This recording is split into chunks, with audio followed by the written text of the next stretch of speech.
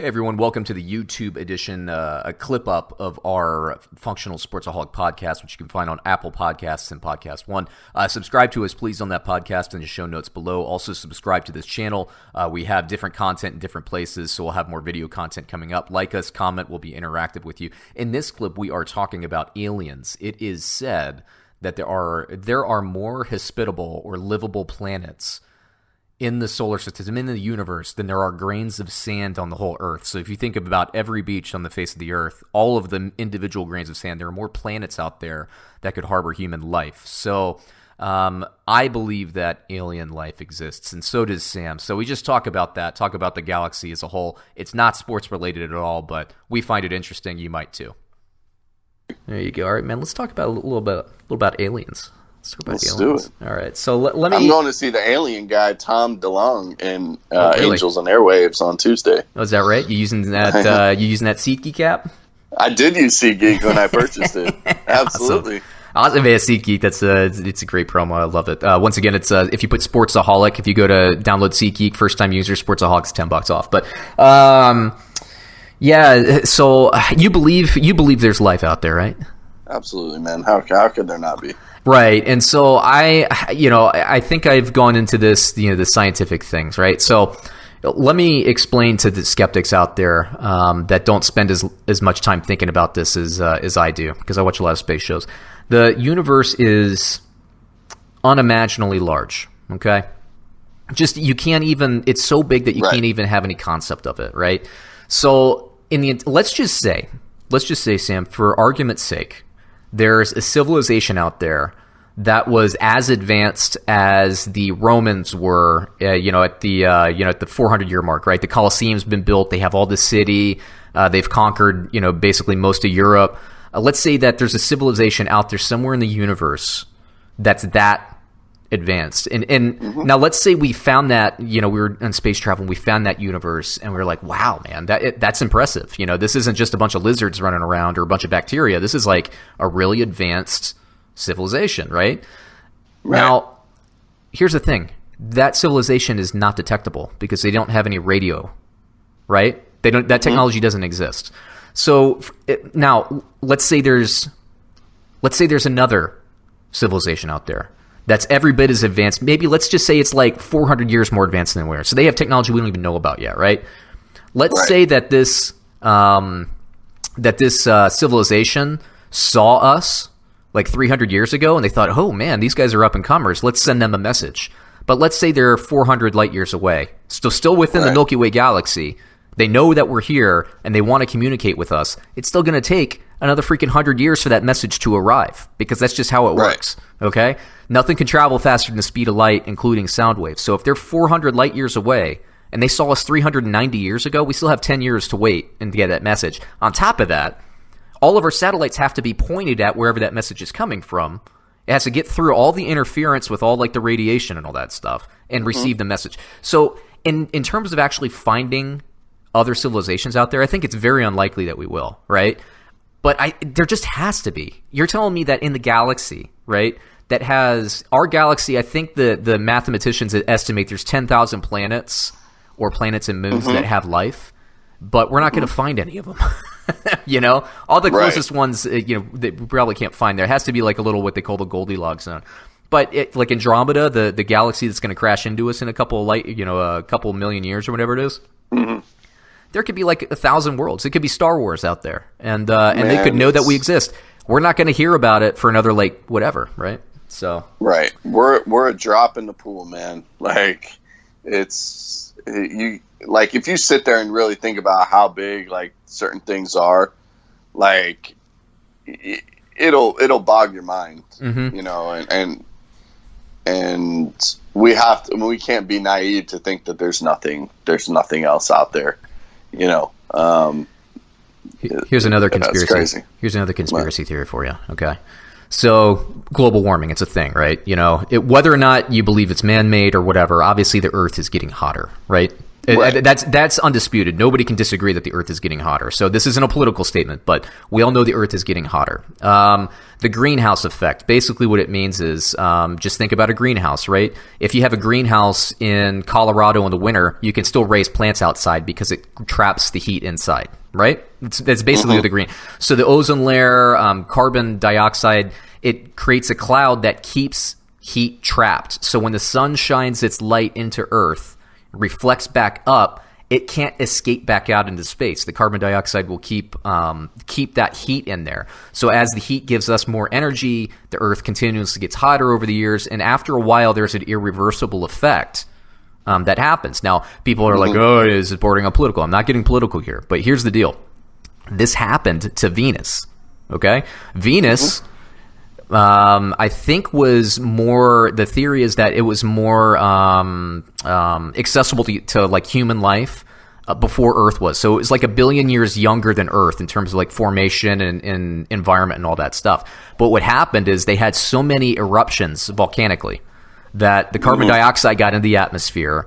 The sun continued to pepper with its regular rays, and no heat could escape. And so now Venus is like 700 degrees, and it's got enough pressure that if you went on there, it's like having 1,000 cars laying on your face, basically. It's just not, it's not even a planet that we can send probes to because it's just so, just obtrusive to get into. So here's a conspiracy for you, all right? So Earth is, what are we, like 4 billion years old? Is that what they say? I think so. Yeah. Okay, so let's say that Venus, I think Venus might even be our closest neighbor. If not, they're the brightest star in the sky outside of the sun and the moon. But Venus, 1 billion years ago, could have had life.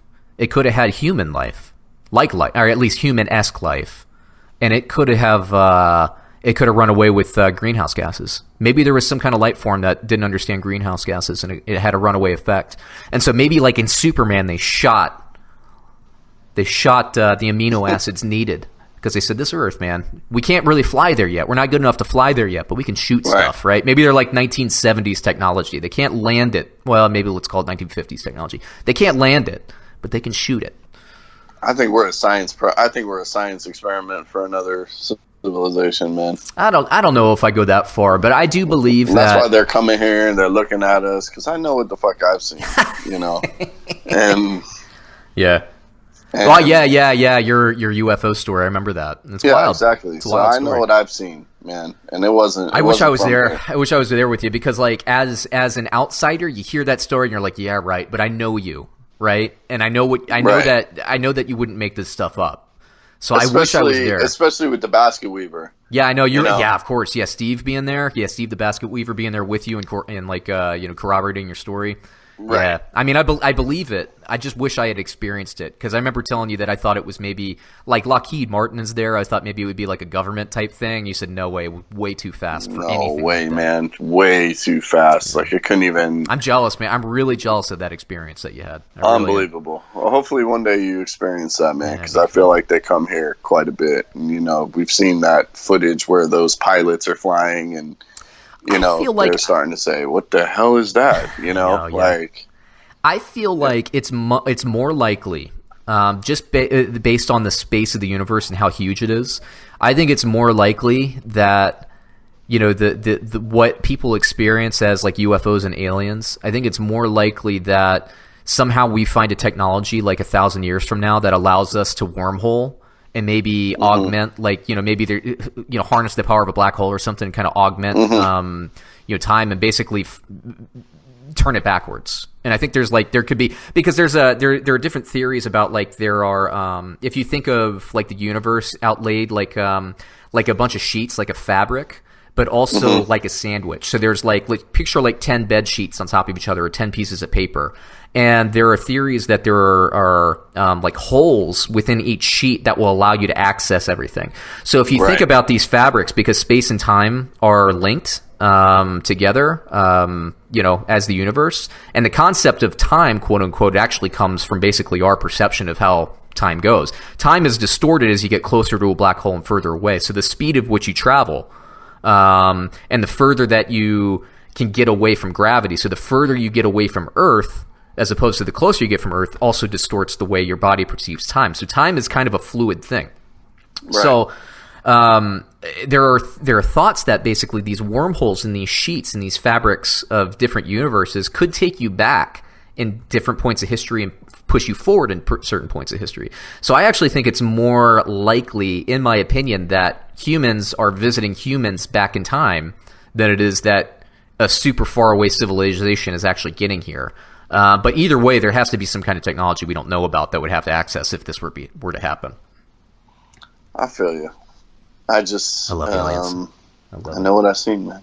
No, I'm saying, like, even whether it's an alien civilization to Earth or something, it was not of anything that we haven't been able to make that technology yet. Yep. So it came from somewhere. Something I'm not saying it's a little green guy. I'm not saying it's Marvin the Martian. I'm not saying, it's, alien or predator or anything like that, but it was, it's not nothing it's not a Wookiee. It's not a Wookiee. It's nothing that we have currently, man. It was weird. Yeah. And strange and, crazy. I'm jealous. All right, man. I think we can call that an episode. Man, NFL this weekend. I'm going to be busy. Yeah, man. Get all those TVs ready. Yep. I know you're just going to shut off from the world. Yeah, I am. But, especially the first 2 weeks, because all the gambling and all the daily fantasy, all the statistics and all the calibration I have to do to the algorithms and all that stuff. That takes me to at least the first 2 weeks of the season, sometimes 3 weeks. So, tell your wife and your kids that you love them. I did. I let them know because we're recording on Thursday, so I actually start with Green Bay, Chicago tonight. Everybody, we are wrapping up the episode here. So if you could subscribe to our YouTube channel, subscribe to our iTunes channel, that's great. Once again, some similar content between the channels, but there are different pieces of content for everything. We don't put everything everywhere. So there is benefit to you subscribing in both spots. We're going to be running a couple of segments from this episode on YouTube as well. And keep an eye out this weekend because we're going to be unveiling more of the video content. I know this is just a recording, but please do it. If you want to follow me on Twitter, I'm at TFS_Sean. That's SEAN. If you want to follow Sam, he's at TFS_Sam Van Dam, just like Jean-Claude Van Damme. But there's a Sam there. So TFS as in the functional sportsaholic, TFS_Sam Van Dam, and TFS_Sean. Thank you for putting in the time and listening. Let us know your thoughts on aliens. I'd be very, very interested to hear it. Or my time travel theory. But I watch a lot of How the Universe Works, so this is what I think about late at night other than football. It's my respite, right? My home away from home is the space. So, Sam, thanks for the time. Listeners, thank you for the time. Watchers, thank you for the time. Be good. Be good. All right, and that does it for the Functional Sportsaholic clip-ups, the alien discussion there. So once again, if you could subscribe to our podcast in the show notes below, also subscribe to the Underdog TV channel where we're going to be clipping out some of our shows and adding some fresh content here that you're not going to be able to find anywhere else. So subscribe, like, comment. We'll be talking to you.